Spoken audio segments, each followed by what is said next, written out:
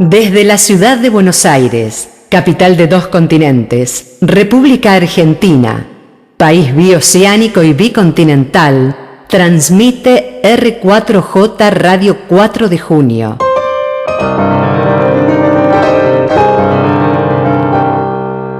La radio para una Argentina justa, libre y soberana. Descarga la aplicación de Radio 4 de Junio y tené la emisora más argentina en tu celular. Ingresá en Play Store, descarga la app y lleva el sentimiento argentino en tu celular.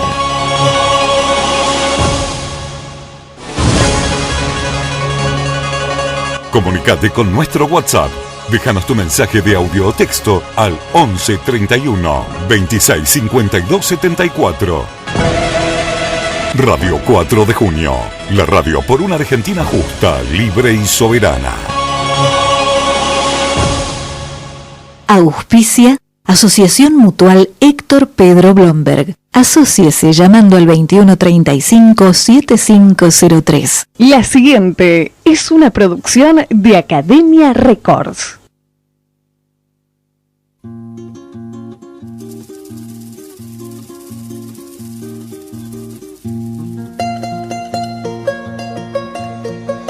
Aquí comienza Historias del Peronismo, un espacio de revisionismo histórico para evitar tergiversaciones y conocer en profundidad la historia del movimiento creado por el general Juan Domingo Perón. Historias del Peronismo, conduce Juan Imperial.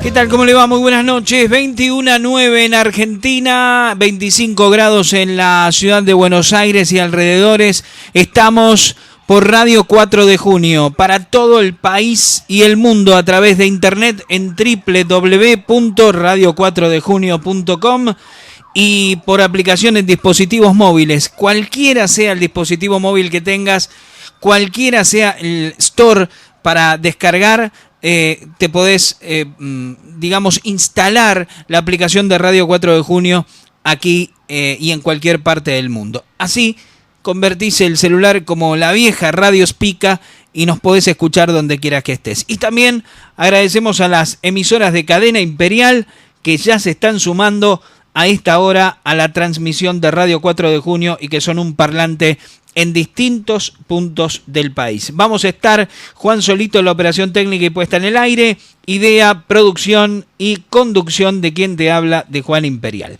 Conectados vamos a estar a través de la página Facebook Historias del Peronismo. Allí nos ubican, dale clic a me gusta y escribinos o en el muro o por la bandeja privada. Estamos en Twitter, hperonismo, @hperonismo, nuestro Twitter, y también tenemos las vías de comunicación con Radio 4 de Junio, el 11 31 26 52 74, nuestro número de WhatsApp, reitero, 11 31 26 52 74, y si no, el Instagram de nuestra emisora, @la 4 de junio, el 4 numerito, @la 4 de junio, así nos ubican en la red social Instagram. Estamos hasta las 21:30 y hoy con una historia muy particular y muy especial de alguien que, bueno, un activo, hombre de la política, hombre del peronismo, y que nos va a contar una historia muy interesante que hay para ir conociéndola en profundidad. La historia de Montoneros Lealtad, los que se quedaron con Perón, podríamos poner como subtítulo a este título, de que también fue un libro de él. Está presentando ahora su nuevo libro, Salvados por Francisco. Estuvo en el Vaticano, creo. Bueno, ahora se lo voy a consultar a él. Lo tengo en línea, a quien es el protagonista principal de esta noche. Aldo Duzdevich, ¿cómo te va? Juan Imperial te saluda en Historias del Peronismo por Radio 4 de Junio. ¿Cómo va? Buenas noches, Juan, y buenas noches a tu audiencia. Un gusto estar con ustedes. Bueno, gracias realmente por este ratito. Aldo, antes de meternos en Montoneros Lealtad, está el libro de esta historia y vos estás presentando prácticamente por estos días, creo que fuiste a Vaticano, también a Roma, el libro de Francisco. ¿Estoy diciendo bien? Sí, se llama Salvados por Francisco. Y bueno, es un libro que tiene bastante que ver. Yo siempre digo que para entender el libro de Salvados por Francisco, que no es un libro como tal vez un hombre pudiera indicarlo, un libro de salvación espiritual, sino que habla de aquella gente a quien Francisco salvó durante la dictadura militar. Yo siempre digo que para entender bien el libro de Salvados por Francisco hay que leer el anterior, que se llama La Lealtad, los montoneros que se quedaron con Perón, donde es un relato, digamos, de la época absolutamente diferente al que se conoce comúnmente, ¿no?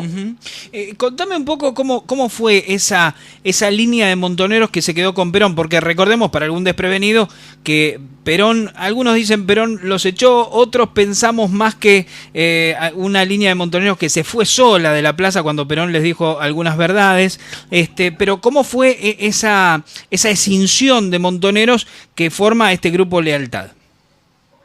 Sí, yo primero te quiero comentar un poquito respecto del enfoque general histórico, sí, porque en realidad, digamos, este episodio que da origen al libro tal vez es la excusa para contar la historia de fondo. Acá hay yo digo siempre, con la historia de los años 70 pasa lo siguiente. Quienes han contado la historia de los años 70 han sido los sobrevivientes de las organizaciones armadas, esto es Bonazo, Berbisky, Anguita, Caparrós, por un lado, y los sobrevivientes de los servicios de inteligencia, Reato, Joffre, por el otro lado. Los dos grupos, de los dos sectores así de pensamiento, porque la historia no es neutral, acá no hay neutralidad en la historia como no hay neutralidad en el periodismo, ambos dos coinciden en una cosa: el malo de la película se llamaba Juan Domingo Perón. Claro. Y lamentablemente, digamos, desde el peronismo no hay literatura, y yo digo, esto no me jacto, yo me lamento, ¿no?, que tal vez este libro sea el único libro que cuenta sobre, que da una versión sobre los años 70, una versión desde el peronismo y con una defensa de ese tercer Perón, que no fue ni facho, ni perseguidor ni creador de la AAA, ni perseguidor de la juventud, todas esas cosas que hemos escuchado y que como un tachín se repiten permanentemente. Y vos sabés que, perdóname que te haga un punto ahí, porque yo llego a vos recomendado en un comentario, en un asado, por Jorge Rulli, con quien tenés diferencias de pensamiento y de criterio político, pero ese libro nos lo recomendó leer. Exactamente, sí, con Jorge tengo una amistad de hace mucho tiempo. Por ahí yo lo escucho, digamos, respecto de muchas de sus posiciones actuales, a lo mejor no coincido, y en otras sí, ¿no? Sí. En otras tenemos pensamientos comunes, sí, yo respeto, es muy respetable. Pero bueno, justamente, Jorge un poco lo que plantea es esto, ¿no? Es decir, que es una visión diferente. Y bueno, te cuento así brevemente de qué se trata, o qué fue lo que, vuelvo a tu pregunta inicial, de lo que fue Montoneros Lealtad, ¿no?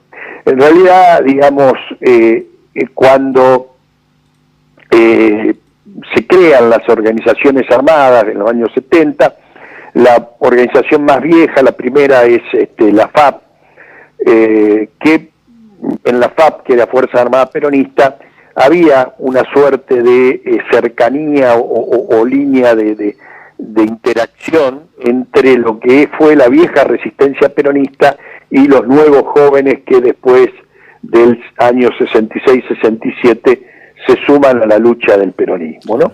Pues está en inicios, digamos que la FAP es la organización más peronista inicialmente, y que es previa a Montonero. Bueno, la FAP en un determinado momento empieza a girar hacia la izquierda, por así decirlo, y allí se produce un desprendimiento muy grande de gente de la FAP que termina ingresando a Montoneros, y algunos a Descamisados y otros Montoneros, pero después terminan todos juntos en Montoneros. Bueno, yo cuento un poco la historia de este grupo porque es el mismo grupo, con nombre, apellido, con quiénes son los compañeros. El libro tiene 50 testimonios de ex militantes de las distintas organizaciones, ¿no? Y es este grupo de gente que, digamos, ya viene con ese pensamiento. Por ejemplo, Jorge Rulli había participado de esas primitivas FAP, ¿no? Claro. Entonces este grupo de gente que viene, digamos, que se va de la FAP porque la FAP, por así decirlo, se aleja o se pone a confrontar con Perón y el peronismo, y luego ingresa a Montoneros. Este mismo grupo, digamos, en Montoneros va a ser un proceso similar. Cuando Montoneros empieza a enfrentar con Perón y produce el asesinato de Rucci en septiembre de 1975, 73, allí se genera una gran discusión interna, y Perón toma contacto con los líderes de este grupo, empezando por Jorge Gali, que era un sacerdote de San Nicolás, que era el jefe nuestro en la columna donde yo militaba, que era la columna Artigas, que eso es la segunda sección, para ubicarnos, segunda sección electoral de Provincia de Buenos Aires, la línea, la ruta 8 y la ruta 9. Toma Perón contacto primero con este cura, y le pide, digamos, que empiece a tratar de generar esa discusión interna, y finalmente alienta el mismo Perón una fractura para tratar de rescatar la mayor cantidad de gente posible. Claro. El grupo que se va es un grupo muy importante, prácticamente el 40% de los sectores de los combatientes que había en ese momento. Acá viene una confusión porque, después vienen los 30.000 desaparecidos, ¿no? Pero la verdad de la milanesa es que previo a 1973, previo al ascenso de Cámpora al poder, la organización Montonero y el resto de las organizaciones eran organizaciones muy pequeñas. O sea, Montoneros, esto lo dice Perdía, dice: cuando yo en julio de 1972 me hice cargo de la columna Rosario, allí no había más de media docena de cuadros, ¿no? Claro. Yo cuando fui a presentar el libro en Rosario, un compañero me levantó la mano y me dijo: no, te corrijo, éramos 12. Bueno, está bien. Y cuando llegó diciembre, el inicio de la campaña electoral en diciembre del 75, juntamos 5.000 personas en una cancha de fútbol que todos cantaban Fafar y Montoneros son nuestros compañeros. Entonces, a ver, es la primera cuestión que hay que clarificar. O sea, no había miles de cuadros participando en las organizaciones armadas previo a 1973, digamos, y previo a la campaña electoral y la posterior asunción al gobierno. El gran incorporación de gente, tanto en Montoneros como en el ERP, viene ya en la etapa constitucional, claro. Viene en la etapa en que además se podía, digamos, trabajar con mayor tranquilidad porque no estaba, digamos, en ese momento la las leyes represivas que estaban durante la época de Onganía. Llamativamente, ¿no? Porque estábamos hablando de un gobierno constitucional elegido con un aluvión impactante de votos, jamás igualado ni antes ni después. Exactamente. Entonces allí viene una discusión interna dentro de la organización, donde el sector en el cual yo participaba plantea que, bueno, que estando Perón en el gobierno, es decir, que el objetivo de la lucha armada era recuperar, traer a Perón al país y recuperar el gobierno para el peronismo y para Perón, y bueno, habíamos conseguido eso, Perón estaba en el gobierno. Claro. Había que dejar los fierros y acatar la conducción de Perón. Y esta es la discusión que se plantea dentro de la organización Montoneros, con el sector, digamos, de la conducción nacional, Firmenich, Perdía, Canarvaja, Quieto, etcétera, etcétera, que dice no, nosotros si hemos llegado hasta acá es porque tuvimos fusiles, así lo dice Firmenich públicamente, y nosotros vamos a seguir manteniendo los fusiles y los vamos a seguir usando las armas para defender nuestro posicionamiento interno. Y ya, digamos, a partir del 25 de mayo del 73, cuando los militares se van del gobierno, las armas que hasta ese momento habían sido utilizadas para combatir a la dictadura, empiezan a ser dirigidas a la lucha interna dentro del peronismo. Entonces aquello que hoy existe como existió siempre, se dirimía a los tiros. Entonces el Montonero se entiende, digamos, que hay que llevar la lucha al interior del movimiento, y son las balas las que van a definir los espacios de poder. Y ahí viene terrible, tremendo error de la organización, que es el asesinato de Rucci, que además no se reconoce, con lo cual queda como un acto mafioso total y absolutamente, que, a decir, por ejemplo, de Juan Gelman, un importante cuadro montonero que siguió, Gelman dijo, bueno, esto se hizo para tirarle un cadáver sobre la mesa a Perón para que se siente a negociar con nosotros. No, a ver, sería una cosa loca como que hoy que se está discutiendo cómo va a ser el gabinete de Alberto Fernández, no sé, alguna de las agrupaciones que hoy anda dando vuelta, dice, le voy a masijar algún amigo de él, alguno que tenga cerca, para que me escuche y después me dé el lugar que me corresponde tener. Aldo, no quiero comprometerte con ninguna pregunta. Antes quiero leerte un mensaje. Gabriel Aníbal Rearte, impresionante lo del compañero Aldo Dusdevich, felicitaciones, nos escribe ahí en Facebook. No quiero comprometerte con ninguna pregunta, pero la tengo que hacer y podés o no responderla o vos decidirás, tenés libre albedrío para poder hacerlo o no. Vos marcás un error de la dirigencia montonera, y yo te pregunto, ¿fue un error? Porque, a ver, si uno se pone a hilvanar algunas cuestiones, al Lanuse al Aramburu que matan, yo tengo un serio signo de interrogación ahí, pero bueno, vamos a lo que cuenta la historia oficial. Al Aramburu que matan es al Aramburu que se acerca a Perón con sus emisarios. Al Bandor que matan no es al Bandor que traicionó al peronismo, es al Bandor que vuelve a Perón y Perón lo perdona y lo reincorpora al movimiento. Matan a Rucci, mano derecha de Perón.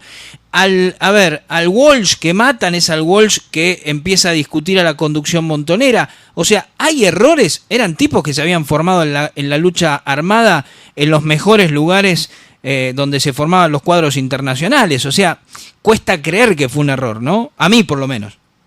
Sí, a ver, depende de cómo se lo titule. Yo ya te digo, y lo digo en el libro, yo descreo yo no creo en las versiones conspirativas, ni siquiera tampoco eso de que Firmenich es un hombre de la inteligencia militar. No, era un pobre pelotudo. Firmenich era un pobre pelotudo, un pibito.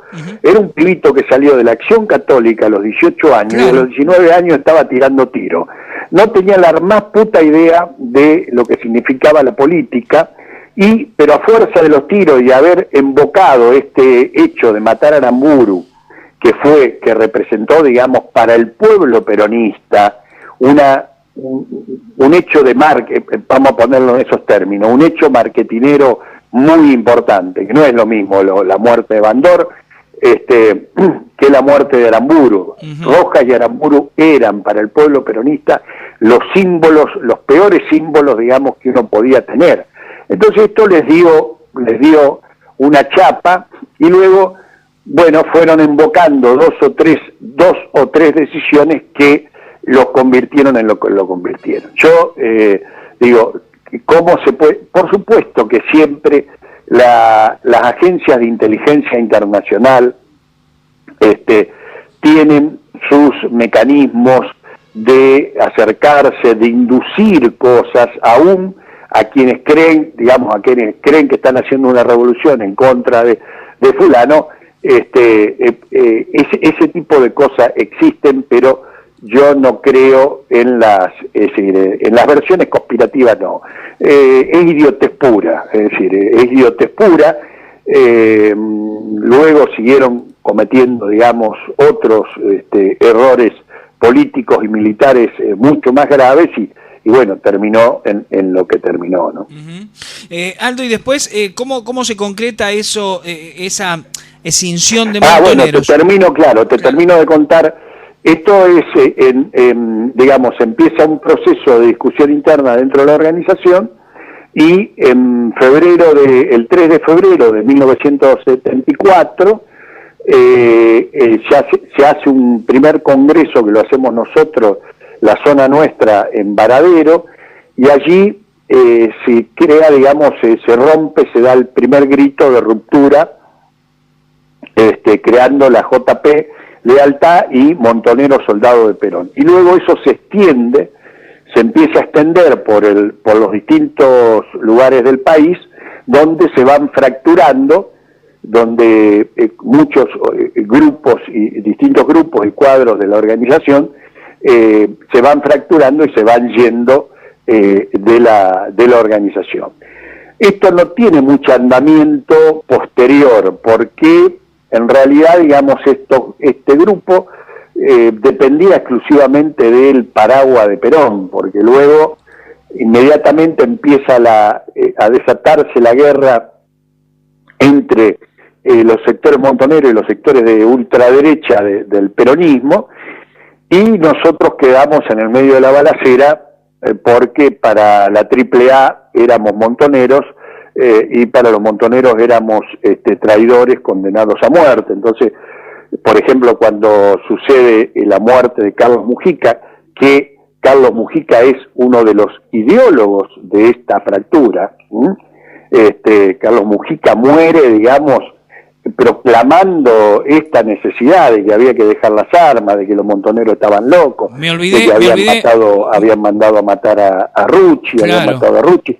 Digo, Carlos Mujica muere en esta posición. Cuando muere en esta posición, los grupos nuestros de la lealtad entienden que quienes mataron a Mujica fueron los montoneros. Claro. Incluso y te puede, Jorge Rulli te puede comentar la pelea que existe esa noche con algunos diputados de la JP. Y después la expulsión de Firmenich de la marcha recordando al padre Mujica, lo echa la propia hermana de Mujica. Exactamente. Y se va corriendo con la mujer, sí.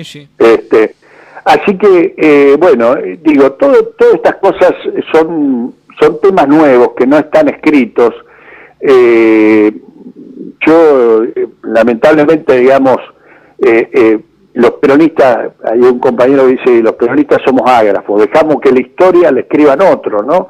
Entonces nos encontramos que nuestros jóvenes peronistas de hoy repiten o cuentan la historia del 70 y a veces cuando desde algún sector de izquierda los castigan diciendo Perón era facho, agachan la cabeza y no saben qué contestar. Claro. Y bueno, y esto es una pelea por la historia, la que yo estoy dando, ¿no? Y en eso, bueno, después por eso te decía que lo de Francisco en realidad es una continuidad. Uh-huh. El primer libro es la reivindicación de Perón ante la calumnia que se desata desde un sector. Y el segundo libro, que es el de Francisco, es la reivindicación de Francisco por la calumnia que se desata del mismo sector, sí, que cuestionó a Perón, ¿no? Sí, digamos que de esta historia de River escrita por los de Boca o de Boca escrita por los de River, que es el peronismo, digamos que dentro de los cuadros que nombraste, Ceferino Reato y Tata Joffre son los que menos los que menos pisotearon la imagen de Perón, porque incluso Tata Joffre habla de un Perón pobre en el exilio, lo que rompe con el mito de un Perón que se había robado todo. Cuenta Tata Joffre que la primera nota que le hizo a Perón en Caracas encuentra a un hombre cocinándose unos paquetes, fideos de un paquete en una olla de aluminio en un oscuro departamento del centro de Caracas. Y después Ceferino Reato es otro de los que también rompió con eso de la fortuna de Perón. Pero sí, no dejaron de ser, por supuesto, tipos de inteligencia. Sí, pero pero en el fondo, sí, tiran a matar. Vuelven, digamos, claro, a ese esquema de decir, sí, pero Perón los alimentó, es cierto, desde otro ángulo, ¿no? Claro. Te confirman lo mismo. Claro. Porque como ellos son de derecha, digamos, dicen, no, sí, Perón era de derecha, igual que yo. Claro. Claro. No, Perón no era de derecha, no Perón era peronista. Por supuesto. Y los peronistas tenemos que empezar a contar la historia de los peronistas, ¿viste? Esta es la discusión. Yo soy peronista, voy a morir peronista, y hoy mi pelea es, tengo una pelea por la historia, por reivindicar la figura de Perón, que no al pedo, el único movimiento. Hoy estamos viendo lo que sucede en América Latina y la enorme diferencia que tenemos con cualquier país de América Latina es que acá tenemos 70 años de lucha. Claro. Y todo esto lo creó, es decir, este gran movimiento que hoy nos permite pegarle un voleo al neoliberalismo a través de las urnas sin tener que los muertos de Chile o los muertos de Coso, de Bolivia. Todo eso es gracias a que tenemos al peronismo, ¿no? Un peronismo que permanentemente es cuestionado, bastardeado, ninguneado, ¿no? Totalmente. Y bueno, es un peronismo que tenemos que reivindicar, reconocernos en nuestra historia para poder seguir adelante, pero sobre la base de enraizarnos, digamos, en nuestro real contenido histórico y nuestras raíces históricas, ¿no? Aldo, que es Aldo Dusdevich, que está charlando con nosotros ya casi en el final del programa. Gabriel Aníbal Rearte nos vuelve a escribir ahora con una foto del libro que tiene tuyo, Lealtad en los montoneros que se quedaron con Perón, junto a Norberto Raful y Rodolfo Beltramini. Aldo, la del final, la del estribo antes de la despedida, y agradeciéndote por supuesto el tiempo y el testimonio. Me gustaría en algún otro momento volver a tenerte y seguir ampliando el tema, porque da para hablarlo mucho más que media hora. Preguntarte quiénes son esos nombres que se te vienen rápido a la memoria, que fueron compañeros tuyos en ese Montoneros Lealtad, en ese Montoneros que dijeron, no muchachos, nosotros dejamos los fusiles, ya la lucha por la vuelta de Perón la cumplimos. Mira, lamentablemente no hay nombres famosos porque... No importa. No. Pero bueno, el negro Eduardo Moreno, alias Santiago, fue uno de los líderes de esto. El cura Jorge Gali fue uno de los principales líderes de esto. Pepe Ledesma, está la gente de Moreno, el Gordo Gómez, y el Lolo Gómez, de la localidad de Moreno, ahí que eran de la Asociación Obrera Textil de Moreno. Bueno, me voy a por ahí a olvidar de muchos nombres, pero además hay un dato que poca gente conoce. En La Plata, uno de los grupos que se abre a partir de esta acción, de esta fractura, es el que dirige Carlitos Negri, que era la Juventud Peronista de La Plata, y que en ese momento Carlos Negri era diputado provincial. Dentro de ese grupo de Carlos Negri estaban dos personajes que luego van a ser importantes, trascendentes de nuestra historia, Néstor y Cristina. Néstor y Cristina participaron En La Plata no se llamó JP Lealtad, porque Negri dijo, no, mejor no le ponemos para no chocar tanto con el montonerismo, le dejamos JP solo, pero y tampoco Néstor y Cristina eran dos cuadros, no estaban encuadrados en la organización, ni eran dos cuadros demasiado importantes, pero sí, y ellos lo cuentan en varias biografías, en cosas que se han escrito sobre su historia y su vida, ellos participaron de ese grupo, tenían mucha afinidad y relación con Carlitos Negri,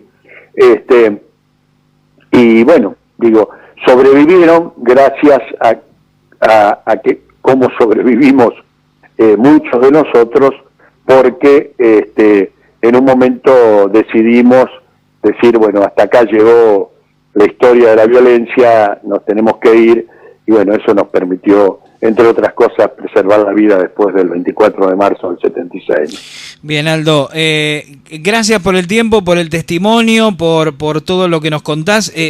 Te estoy mangando al aire, quiero un ejemplar de cada libro tuyo para la biblioteca Darwin Pasaponti que dirijo y que he creado hace un tiempo. Ya nos vamos a encontrar personalmente, pero quería agradecerte que seas parte de este programa de hoy con este testimonio que es riquísimo y que puede tener incluso diferencias, pero es tan lindo sentarse a hablar incluso en la disidencia y coincidir en tantos puntos, y más sobre esta historia tan rica y tan profunda que es el peronismo. Bueno, agradecido a vos, y bueno, por supuesto que te contá con los libros, los dos libros para la biblioteca. Te mando un fuerte abrazo, lo mejor, y nos estamos hablando. Un abrazo grande. Un gran abrazo, gracias. Chau, chau. Ahí está Aldo Dusdevich contando la historia de peronista, de Montoneros Lealtad, aquí en Radio 4 de Junio, en Historias del Peronismo, en esta edición número 16, que va llegando a su fin, que tuvo a Juan Solito la operación técnica y puesta en el aire, idea, producción y conducción de quien te habla, de Juan Imperial. Señores, el próximo viernes a las 21 seguimos, porque hay una historia muy rica, muy profunda, y hay que mantener vivas esas memorias, sobre todo para que lo conozcan los chicos que después dicen que son peronistas y nunca lo leyeron a Perón. Bueno, acá tienen un espacio para escuchar la historia por los protagonistas directos, no la que vivieron la época, las que protagonizaron los hechos en forma directa y puntual. Señores, hasta la semana próxima. El próximo viernes a las 21 nos encontramos para seguir contando las historias del peronismo.